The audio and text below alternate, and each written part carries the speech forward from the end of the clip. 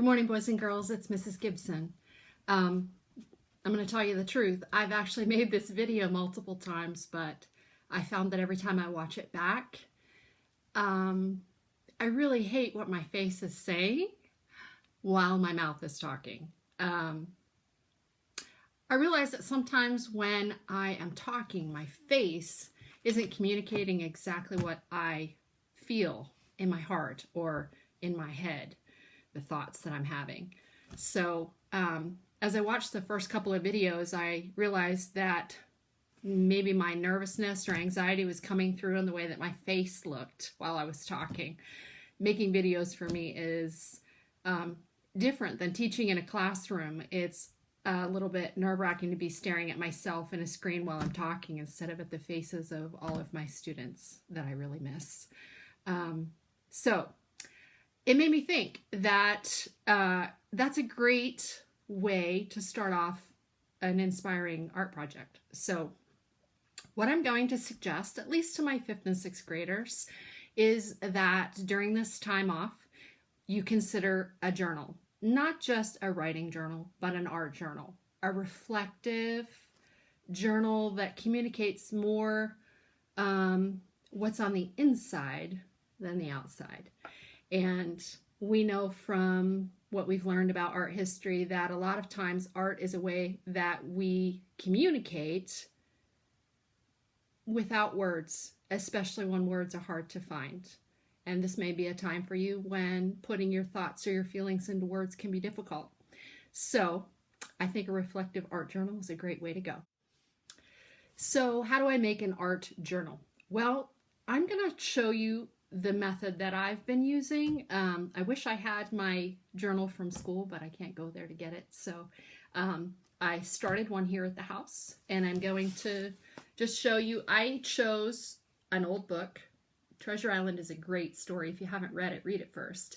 But I have chosen this book because I have multiple copies of it. I have 2 sons who both read this story. We read it together when they were young boys. And so I don't need 2 copies right now. So I chose this old book. Now you might choose a book of your mom or dad's. It could be any kind of a book. It could actually be a cookbook if you wanted it to be. But maybe an old Scholastic book that you bought that maybe your little brother ripped out a page or wrote in it with a marker or something like that, where it's not the best copy of the book that you have. That would be a perfect one. It doesn't matter if it's a soft cover or a hard cover, and it doesn't really matter how many pages it has, because we don't have to feel the need to write on every page. I'm going to show you a lot of different things you can do with it that don't require something on every page. So don't get nervous about the size of the book.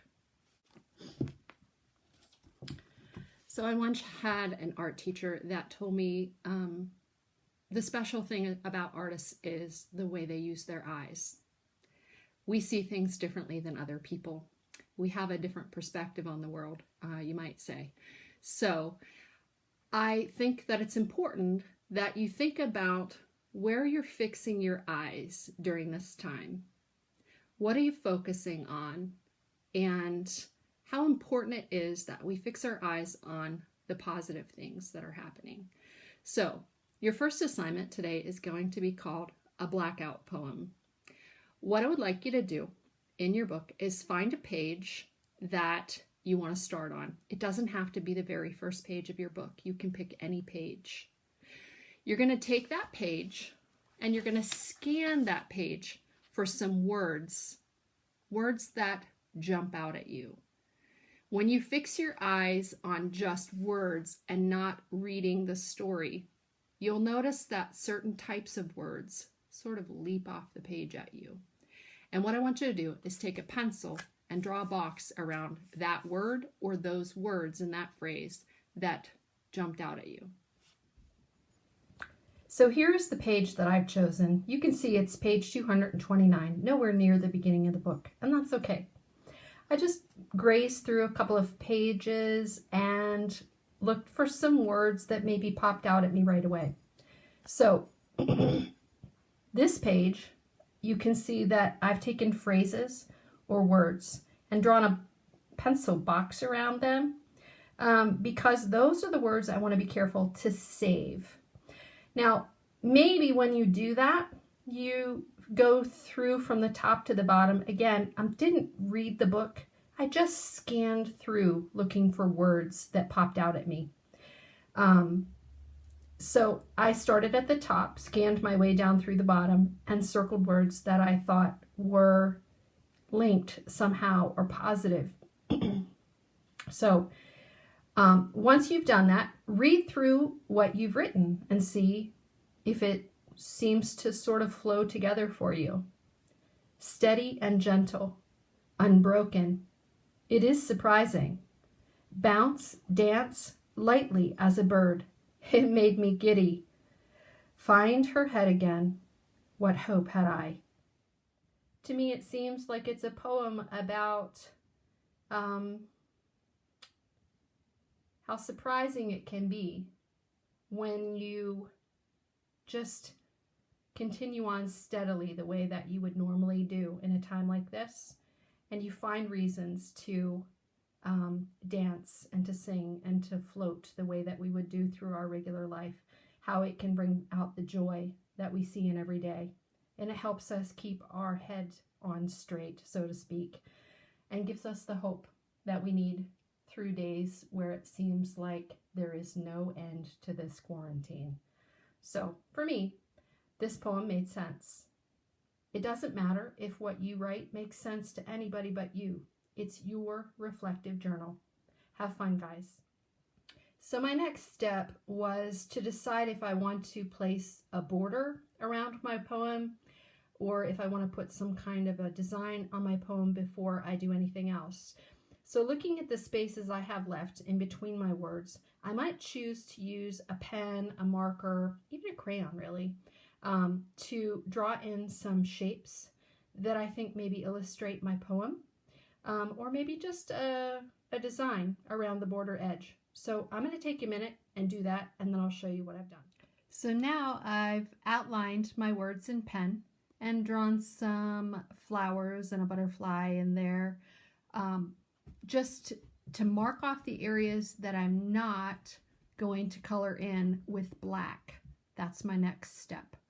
So I would take this time now to blacken everything that I have not drawn or boxed in with black. Now, if you're using a marker for this, you may want to put something in between the back of this page and the next couple of pages in your book. I have a piece of cardboard I always keep, but even a couple of magazine pages or a folded over piece of newspaper would do the trick. Okay, so I can hear you asking me questions like, do we have to use black?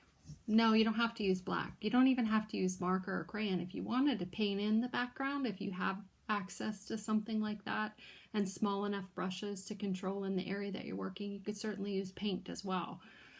Just make sure that you put something underneath that page so that it doesn't seep through to too many pages underneath. Like I said, a magazine page, a couple of those, a newspaper pad, or even a piece of stiff cardboard like you would find on the back of a tablet. So as I was just finishing up this last little part, I'll show you what I have finished. And because I do have some parts of my paper as shapes or pictures, symbols, I am going to use color in those areas. I have access to some colored pencils here, so probably I'll use that, but certainly I could paint those. I could use markers on them. Just remember that sometimes the markers that we use, the rich, deep, dark colors tend to bleed together, especially on paper that you would find a book made from.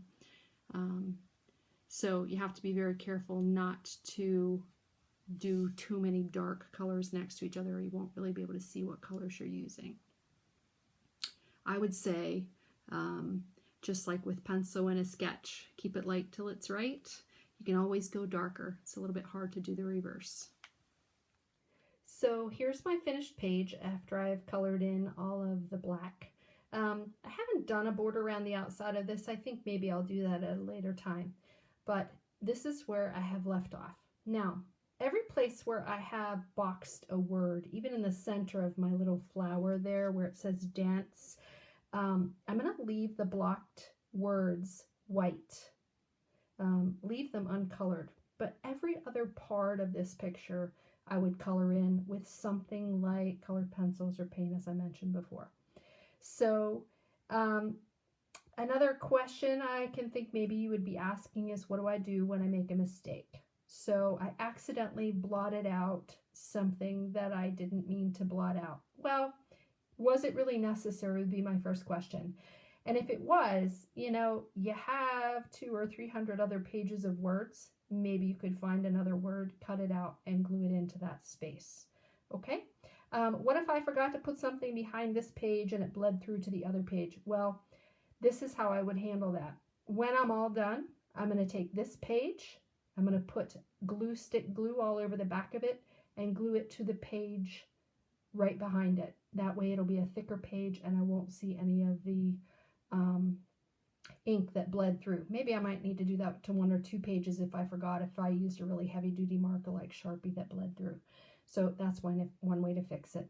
You know what I would love? I would love if you would post the pictures of a finished page that you made if you're willing to share. I understand journals are personal and they're all about how you feel. So you don't have to share, but you know, I would love to see your work.